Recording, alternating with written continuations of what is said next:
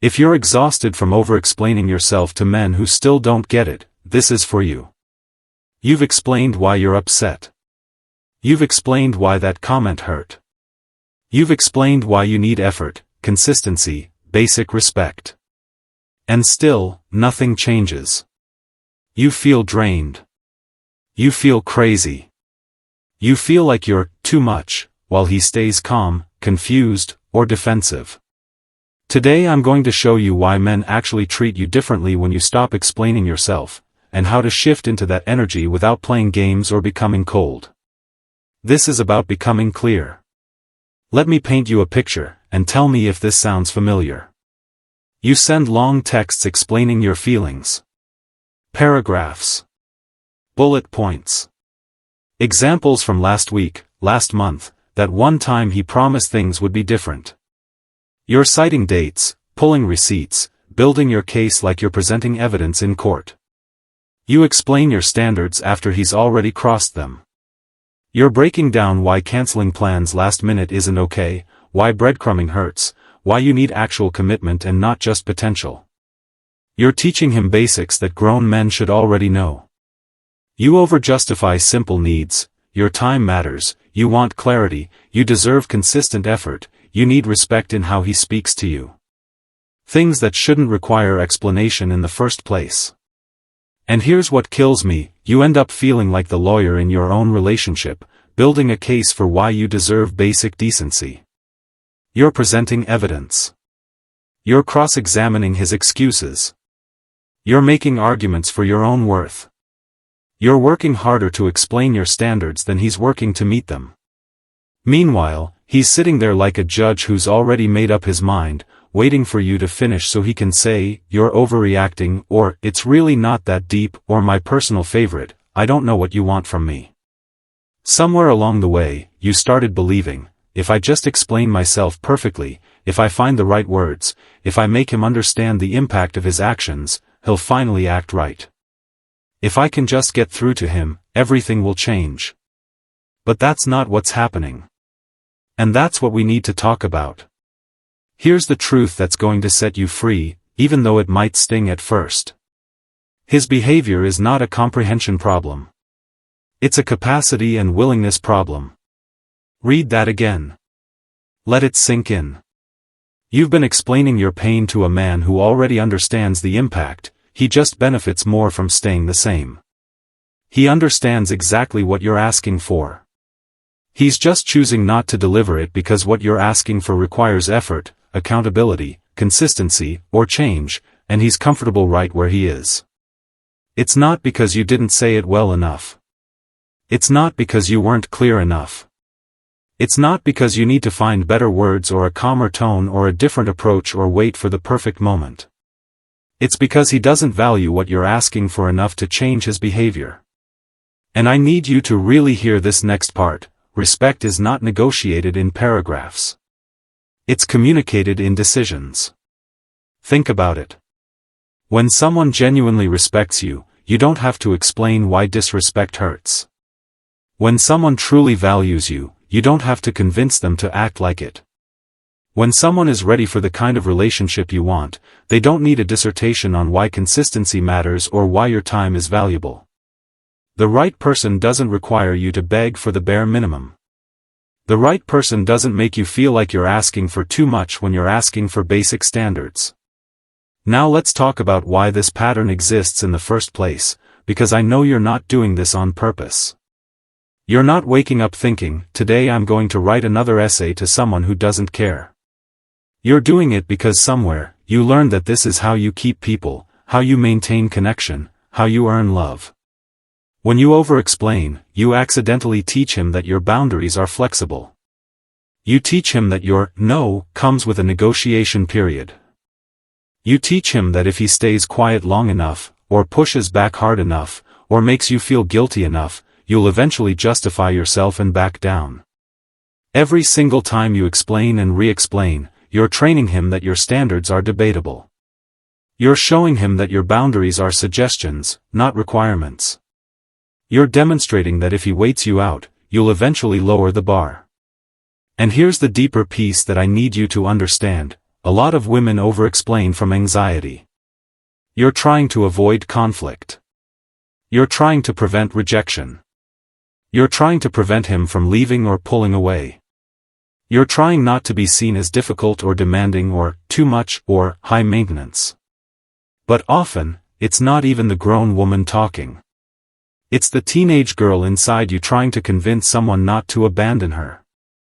It's the younger version of you who learned that love had to be earned by being understood, by being easy, by being flexible, by not rocking the boat, by not asking for too much. Maybe you grew up having to explain yourself to parents who dismissed your feelings. Maybe you learned that your needs were only valid if you could justify them perfectly. Maybe you discovered that being easy kept people around while being difficult pushed them away. This doesn't make you weak. This doesn't make you broken. This doesn't mean there's something wrong with you. It means you were trained to earn love by being understood instead of being respected. And now we're going to retrain your nervous system to operate differently. Because here's what I know after working with hundreds of women, you can't talk someone into valuing you. You can only show them what happens when they don't. Before we get into what to do differently, you need to know what makes you start talking and over-talking. You need to identify your explainer triggers. What are your explainer triggers? These are the situations, phrases, or behaviors that make you feel like you have to defend yourself, like you have to prove something, like you have to make your case. Let me give you some common ones, and I want you to notice which ones resonate. Being called too sensitive or too emotional. The second those words come out of his mouth, you feel this urgent need to prove you're not, to explain why your reaction is actually totally reasonable and justified. Being told you're overthinking this or you're making a big deal out of nothing. Suddenly you're building timelines and providing context and justifying why this actually is a big deal and why your concerns are valid. The silent treatment after you express a boundary.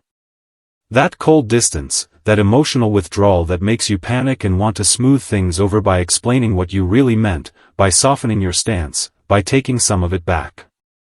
Jokes or comments about you being dramatic or crazy or intense. Even when they're disguised as teasing, they make you feel like you need to prove your sanity, prove you're reasonable, prove you're not what he's suggesting. The confused face or the, "I don't understand what you want from me" response. This one's particularly manipulative because it makes you think the problem is your communication when really, he understands perfectly, he just doesn't want to comply. Here's your exercise, and I want you to actually do this because awareness is the first step to change. Before your next difficult conversation, or the next time you feel that urge to send a 4-paragraph text at midnight, I want you to open your Notes app instead. Ask yourself, what am I afraid will happen if I don't explain myself? What's the worst-case scenario I'm trying to prevent? Write down the situation. Write down his specific behavior that bothered you. Write down what you actually wanted or needed. Write down what you said or what you were about to say. Then ask yourself this game-changing question: if my best friend sent this to me, what would I tell her to do?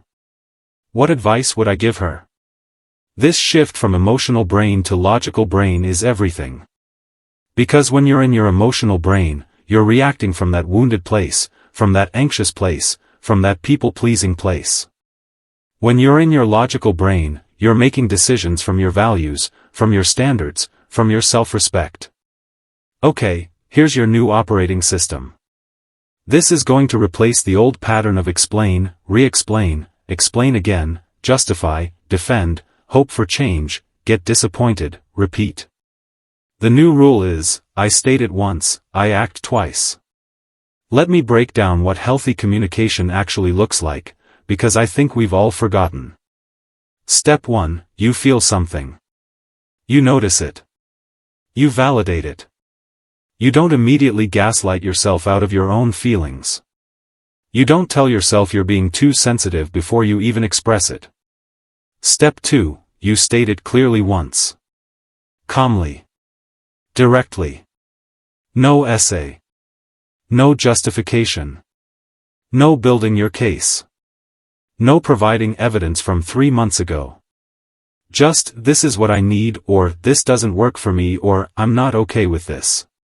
Step 3. You let your actions match your words. This is where most women stop. They state the boundary, but then they don't enforce it. They say what they need, but then they accept less. They draw the line, but then they keep moving it back. The mantra you're going to repeat until it becomes automatic is, I don't repeat boundaries. I repeat actions. Let me give you a concrete example so you can see exactly what this looks like in practice. Instead of having 3 separate emotional conversations about him canceling plans last minute, here's what it looks like. First time, hey, last minute cancellations don't work for me. I need plans to be confirmed and respected. I value my time and I need someone who values it too. Second time it happens, I understand things come up occasionally, but this is becoming the pattern I mentioned. Going forward, I won't be available if plans aren't confirmed at least a day in advance and actually followed through. Then, and this is the crucial part, you actually stop being available. You stop clearing your schedule for him. You stop dropping everything when he finally decides he's ready. You stop prioritizing someone who's shown you repeatedly they don't prioritize you.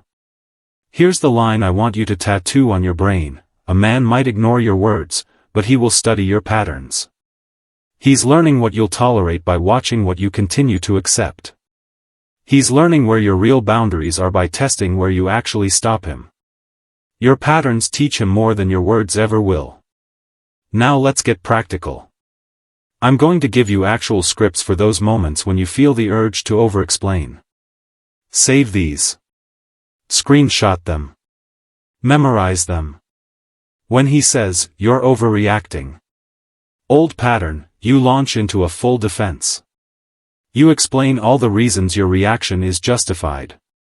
You provide examples of similar situations. You appeal to his logic. You try to make him see that you're not overreacting, you're reacting appropriately to his behavior. New response: I'm allowed to feel how I feel. If this doesn't matter to you, that tells me what I need to know. That's it. Full stop. No elaboration. No justification.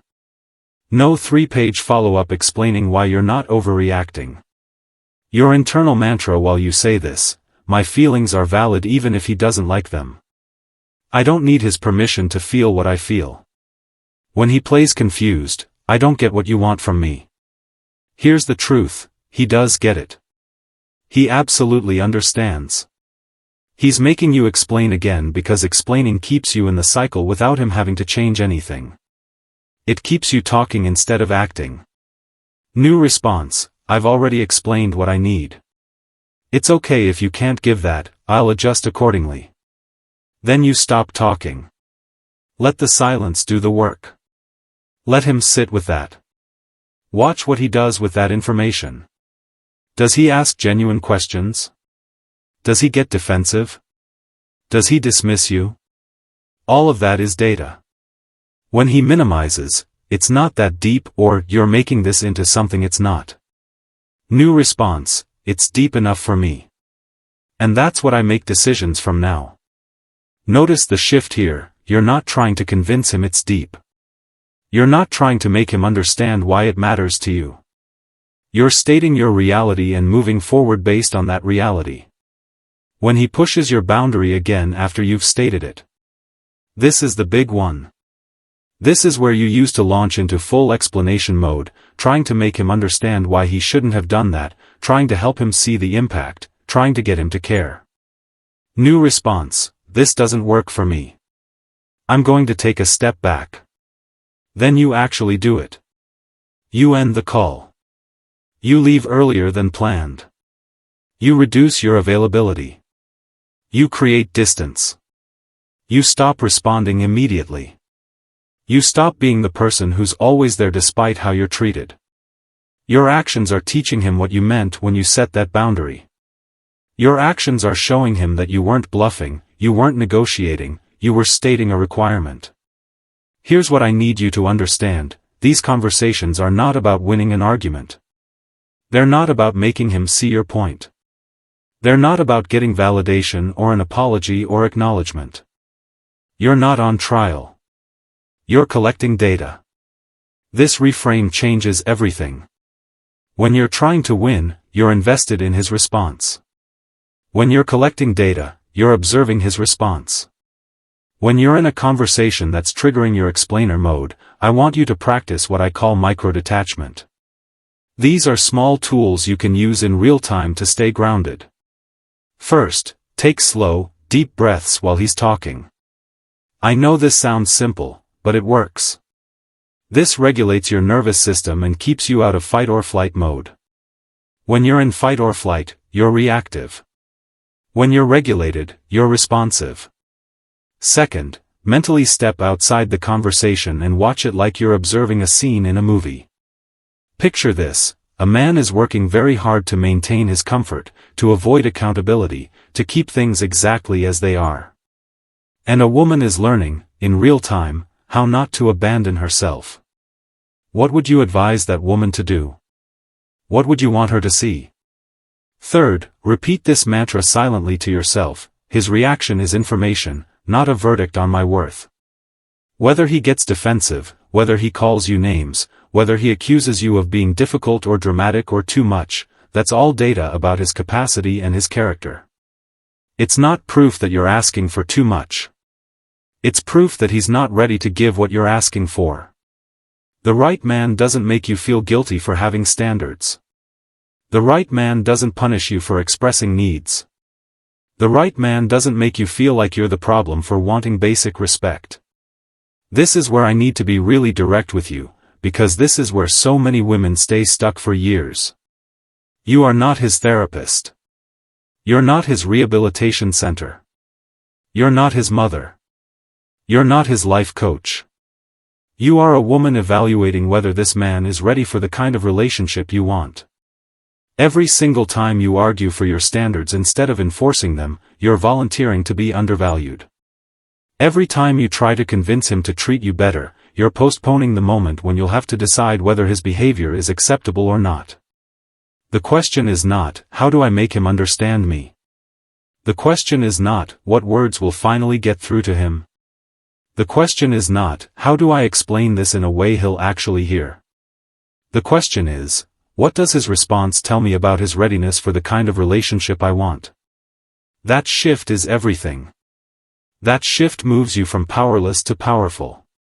Because when you're trying to fix him or convince him, you're operating from scarcity. You're operating from, I have to make this work with this person. If I just find the right words, if I just explain it better, if I just give him one more chance, he'll change. When you're collecting data, you're operating from abundance. You're operating from, I'm figuring out if this person is right for me. I'm discovering whether he has the capacity for what I'm looking for. I'm learning whether his actions match his words. See the difference? One position keeps you stuck in explaining mode. The other position puts you back in your power. Let me clarify something really important because I think there's confusion about this. Boundaries are not about punishing men. They're not about revenge. They're not about making him feel bad or teaching him a lesson or showing him what he lost. Boundaries are about protecting your peace and revealing people's true capacity. Think of your boundaries as a filter system. You're not trying to force anyone through. You're not trying to make anyone fit. You're simply seeing who can flow through naturally and who gets stuck, who rises to meet you and who resists. Here's what this looks like in real life, and pay attention because this is how you tell the difference. Men who are emotionally available and ready for real partnership will respond to your boundaries with curiosity or care. They might ask questions to understand better. They might need clarification on what you mean. They might even be surprised or caught off guard. But they're not defensive. They're not dismissive. They're not mocking. They're receptive. They're willing to adjust. Men who are not ready, men who don't have the capacity, men who don't truly value you will respond with defense, mockery, or distance. They'll call you demanding. They'll accuse you of having too many rules. They'll say you're being difficult or high maintenance. They'll pull away and make you feel like you're the problem. And your response to that second category needs to be perfect. Thank you for revealing yourself early. Thank you for showing me who you are before I invest more of my time, energy, and heart. This is not rejection. This is clarity. This is protection. You're not losing the right person by having standards. You're filtering out the wrong people so the right person has room to show up, has space to find you, has a clear path to you. Let me give you a concrete plan you can use starting today. I want you to have a before, during, and after strategy. Before difficult conversations. Take out your journal or your notes app. Write down 3 standards you will no longer explain or justify. For example, consistency in communication, respectful tone even during disagreements, follow through on plans and promises. For each standard, write 1 short sentence that states what you need. I need consistent communication. That's it. Not why you need it, not what happened when you didn't get it, not examples of times he failed. Just the need. Then write 1 sentence about what you'll do if that need isn't met. If communication becomes inconsistent, I will match that energy and pull back my availability. This prep work is crucial because when you're in the emotional moment, you need something to anchor to. You need to remember what you decided when you were thinking clearly. During the conversation. When you feel triggered and want to launch into explanation mode, I want you to pause. Literally pause. Take 3 deep breaths. Count them. Then ask yourself this one question: do I want to explain, or decide? Explaining keeps you in the loop.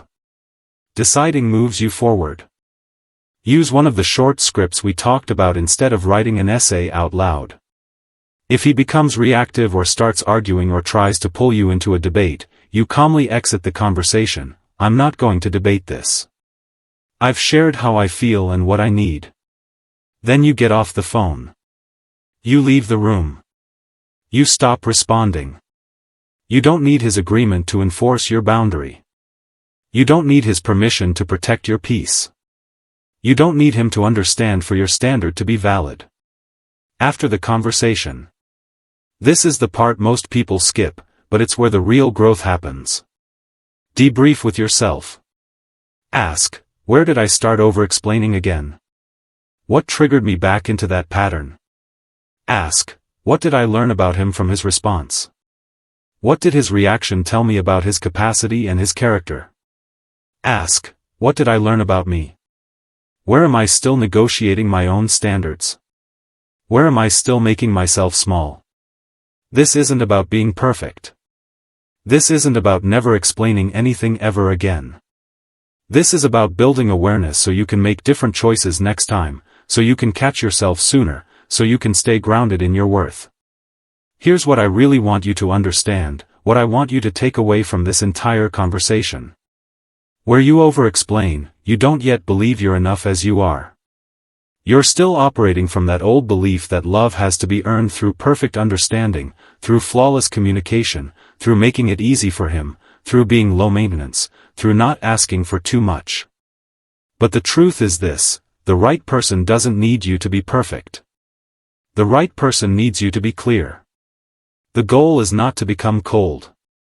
I want to be really clear about that because I know some people will misunderstand this message. The goal is not to build walls or play games or withhold communication or become emotionally unavailable. The goal is to become clear. Clear about what you deserve. Clear about what you'll accept. Clear about what you won't tolerate. Clear about when it's time to walk away. When you stop explaining yourself, something powerful happens. The wrong men fall away, and the right ones finally have space to find you. Because confident, secure, emotionally healthy men are not intimidated by your standards. They're attracted to them. They respect women who respect themselves. They value women who know their worth. They appreciate clarity because it makes their job easier. They know exactly where they stand and what's expected. The men who get angry when you stop over-explaining? The men who call you difficult or demanding or too much? They're not mad at your standards. They're mad because they can't manipulate you anymore. They benefited from your confusion, from your constant justification, from your need to be understood, from your fear of being too much. Your clarity threatens their comfort. Your boundaries disrupt their convenience. Your standards require them to actually step up. And that is perfect information. That is them showing you exactly who they are. Listen, I know this is hard. I know it feels scary to stop explaining yourself when explaining is how you've tried to keep people close, how you've tried to make relationships work, how you've tried to earn love.